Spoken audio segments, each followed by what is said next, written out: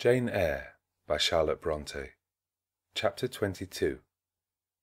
Mr. Rochester had given me but 1 week's leave of absence, yet a month elapsed before I quitted Gateshead.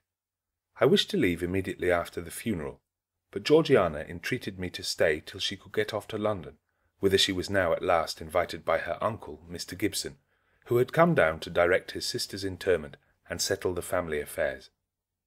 Georgiana said she dreaded being left alone with Eliza. From her she got neither sympathy in her dejection, support in her fears, nor aid in her preparations. So I bore with her feeble-minded wailings and selfish lamentations as well as I could, and did my best in sewing for her and packing her dresses. It is true that while I worked she would idle, and I thought to myself, if you and I were destined to live always together, cousin, we would commence matters on a different footing. I should not settle tamely down into being the forbearing party.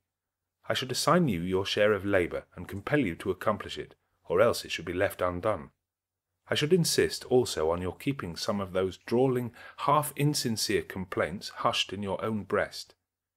It is only because our connection happens to be very transitory, and comes at a peculiarly mournful season, that I consent thus to render it so patient and compliant on my part. At last I saw Georgiana off, but now it was Eliza's turn to request me to stay another week. Her plans required all her time and attention, she said. She was about to depart for some unknown bourne, and all day long she stayed in her own room, her door bolted within, filling trunks, emptying drawers, burning papers, and holding no communication with anyone. She wished me to look after the house, to see callers, and answer notes of condolence. One morning she told me I was at liberty. "And," she added, "I am obliged to you for your valuable services and discreet conduct. There is some difference between living with such an one as you and with Georgiana. You perform your own part in life and burden no one. Tomorrow," she continued, "I set out for the Continent. I shall take up my abode in a religious house near Lille, a nunnery you would call it. There I shall be quiet and unmolested. I shall devote myself for a time to the examination of the Roman Catholic dogmas, and to a careful study of the workings of their system. If I find it be, as I half suspect it is, the one best calculated to ensure the doing of all things decently and in order, I shall embrace the tenets of Rome and probably take the veil." I neither expressed surprise at this resolution, nor attempted to dissuade her from it. "The vocation will fit you to a hair," I thought. "Much good may it do you." When we parted, she said, "Good-bye, cousin Jane Eyre. I wish you well. You have some sense." I then returned, "You are not without sense, cousin Eliza, but what you have, I suppose, in another year will be walled up alive in a French convent. However, it is not my business, and so it suits you, I don't much care." "You are in the right," said she, and with these words we each went our separate way. As I shall not have occasion to refer either to her or her sister again, I may as well mention here that Georgiana made an advantageous match with a wealthy, worn-out man of fashion, and that Eliza actually took the veil, and is at this day superior of the convent where she passed the period of her novitiate, and which she endowed with her fortune. How people feel when they are returning home from an absence, long or short, I did not know. I had never experienced the sensation. I had known what it was to come back to Gateshead when a child after a long walk, to be scolded for looking cold or gloomy, and later, what it was to come back from church to Lowood, to long for a plenteous meal and a good fire, and to be unable to get either. Neither of these returnings was very pleasant or desirable. No magnet drew me to a given point, increasing its strength of attraction the nearer I came. To return to Thornfield was yet to be tried. My journey seemed tedious, very tedious. 50 miles one day, a night spent at an inn, 50 miles the next day. During the first 12 hours I thought of Mrs. Reed in her last moments. I saw her disfigured and discoloured face, and heard her strangely altered voice. I mused on the funeral day, the coffin, the hearse, the black train of tenants and servants. Few was the number of relatives. The gaping vault, the silent church, the solemn service. Then I thought of Eliza and Georgiana. I beheld one the cynosure of a ballroom, the other the inmate of a convent cell. and I dwelt on and analysed their separate peculiarities of person and character. The evening arrival in town scattered these thoughts. Night gave them quite another turn. Laid down on my traveller's bed, I left reminiscence for anticipation. I was going back to Thornfield, but how long was I to stay there? Not long, of that I was sure. I had heard from Mrs. Fairfax in the interim of my absence. The party at the Hall was dispersed.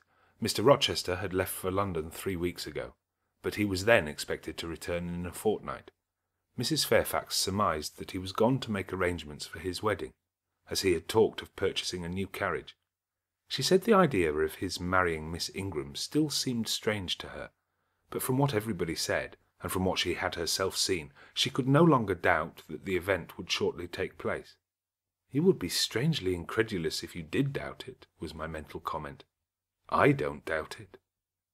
The question followed, where was I to go? I dreamt of Miss Ingram all the night. In a vivid morning dream I saw her closing the gates of Thornfield against me, and pointing me out another road, and Mr. Rochester looked on with his arms folded, smiling sardonically, as it seemed, on both her and me. I had not notified to Mrs. Fairfax the exact day of my return, for I did not wish either car or carriage to meet me at Millcote. I proposed to walk the distance quietly by myself, and very quietly, after leaving my box in the ostler's care, did I slip away from the George Inn about 6 o'clock of a June evening, and take the old road to Thornfield, a road which lay chiefly through fields, and was now little frequented. It was not a bright or splendid summer evening, though fair and soft. The haymakers were at work all along the road, and the sky, though far from cloudless, was such as promised well for the future. Its blue, where blue was visible, was mild and settled, and its cloud strata high and thin. The west, too, was warm. No watery gleam chilled it. It seemed as if there was a fire lit, an altar burning behind its screen of marbled vapour, and out of apertures shone a golden redness. I felt glad as the road shortened before me, so glad that I stopped once to ask myself what that joy meant, and to remind reason that it was not to my home I was going, or to a permanent resting place, or to a place where fond friends looked out for me and waited my arrival. "Mrs. Fairfax will smile you a calm welcome, to be sure," said I, "and little Adele will clap her hands and jump to see you. But you know very well you are thinking of another than they, and that he is not thinking of you. But what is so headstrong as youth? What so blind as inexperience?" These affirmed that it was pleasure enough to have the privilege of again looking on Mr. Rochester, whether he looked on me or not, and they added, "Hasten, hasten, be with him while you may, but a few more days or weeks at most, and you are parted from him for ever." Then I strangled a new-born agony, a deformed thing which I could not persuade myself to own and rear, and ran on. They are making hay, too, in Thornfield meadows, or rather the labourers are just quitting their work and returning home with their rakes on their shoulders, now at the hour I arrive. I have but a field or two to traverse, and then I shall cross the road and reach the gates. How full the hedges are of roses! But I have no time to gather any. I want to be at the house. I passed a tall briar, shooting leafy and flowery branches across the path. I see the narrow stile with stone steps, and I see Mr. Rochester sitting there, a book and a pencil in his hand. He is writing. Well, he is not a ghost, yet every nerve I have is unstrung. For a moment I am beyond my own mastery. What does it mean? I did not think I should tremble in this way when I saw him, or lose my voice or the power of motion in his presence. I will go back as soon as I can stir. I need not make an absolute fool of myself. I know another way to the house. It does not signify if I know 20 ways, for he has seen me. "Hello!" he cries, and puts up his book and his pencil. "There you are! Come on, if you please." I suppose I do come on, though in what fashion I know not, being scarcely cognizant of my movements, and solicitous only to appear calm, and above all to control the working muscles of my face, which I feel rebel insolently against my will, and struggle to express what I had resolved to conceal. But I have a veil, it is down. I may make shift yet to behave with decent composure. And this is Jane Eyre. Are you coming from Millcote and on foot? Yes, just one of your tricks, not to send for a carriage or come clattering over street and road like a common mortal, but to steal in the vicinage of your home along with twilight, just as if you were a dream or a shade. What the deuce have you done with yourself this last month? I have been with my aunt, sir, who is dead. A truly Janian reply. Good angels be my guard. She comes from the other world, from the abode of people who are dead, and tells me so when she meets me alone here in the gloaming. If I dared, I'd touch you to see if you are substance or shadow, you elf. But I'd as soon offer to take hold of a blue ignis fatuus light in a march. Truant! Truant! He added, when he had paused an instant. Absent from me a whole month, and forgetting me quite, I'll be sworn. I knew there would be pleasure in meeting my master again, even though broken by the fear that he was so soon to cease to be my master, and by the knowledge that I was nothing to him. But there was ever in Mr. Rochester, so at least I thought, such a wealth of the power of communicating happiness, that to taste but of the crumbs he scattered to stray and stranger birds like me was to feast genially. His last words were balm. They seemed to imply that it imported something to him whether I forgot him or not, and he had spoken of Thornfield as my home. Would that it were my home! He did not leave the stile, and I hardly liked to ask to go by. I inquired soon if he had not been to London. Yes, I suppose you found that out by second sight. Mrs. Fairfax told me in a letter. And did she inform you what I went to do? Oh, yes, sir. Everybody knew your errand. You must see the carriage, Jane, and tell me if you don't think it will suit Mrs. Rochester exactly, and whether she won't look like Queen Boadicea leaning back against those purple cushions. I wish, Jane, I were a trifle better adapted to match with her externally. Tell me now, fairy as you are, can't you give me a charm, or a philtre, or something of that sort, to make me a handsome man? It would be past the power of magic, sir. And in thought I added, a loving eye is all the charm needed. To such you are handsome enough, or rather your sternness has a power beyond beauty. Mr. Rochester had sometimes read my unspoken thoughts with an acumen to me incomprehensible. In the present instance he took no notice of my abrupt vocal response, but he smiled at me with a certain smile he had of his own, and which he used but on rare occasions. He seemed to think it too good for common purposes. It was the real sunshine of feeling. He shed it over me now. Pass, Janet, said he, making room for me to cross the stile. Go up home, and stay your weary little wandering feet at a friend's threshold. All I had now to do was to obey him, in silence. No need for me to colloquize further. I got over the stile without a word, and meant to leave him calmly. An impulse held me fast.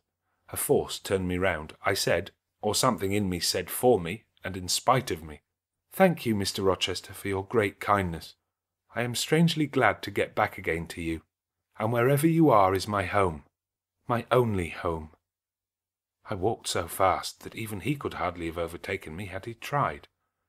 Little Adele was half wild with delight when she saw me. Mrs. Fairfax received me with her usual plain friendliness. Leah smiled, and even Sophie bid me bonsoir with glee. This was very pleasant. There is no happiness like that of being loved by your fellow creatures, and feeling that your presence is an addition to their comfort. I, that evening, shut my eyes resolutely against the future. I stopped my ears against the voice that kept warning me of near separation and coming grief. When tea was over and Mrs. Fairfax had taken her knitting, and I had assumed a low seat near her, and Adele, kneeling on the carpet, had nestled close up to me, and a sense of mutual affection seemed to surround us with a ring of golden peace, I uttered a silent prayer that we might not be parted far or soon. But when, as we thus sat, Mr. Rochester entered, unannounced, and looking at us, seemed to take pleasure in the spectacle of a group so amicable.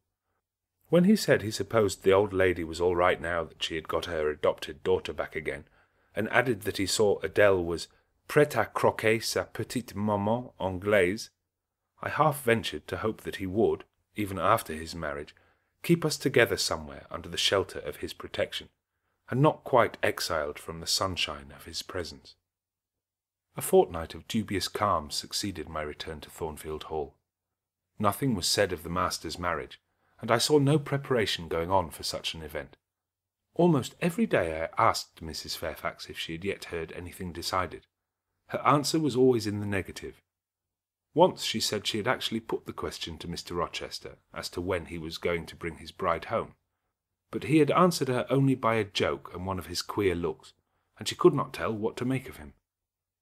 One thing specially surprised me, and that was, there were no journeyings backward and forward, no visits to Ingram Park. To be sure, it was 20 miles off, on the borders of another county, but what was that distance to an ardent lover?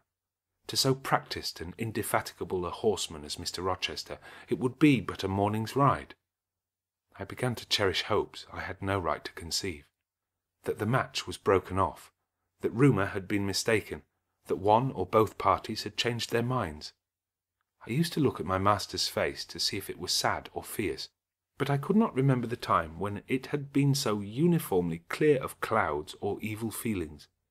If in the moments I and my pupils spent with him I lacked spirits and sank into inevitable dejection, he became even gay.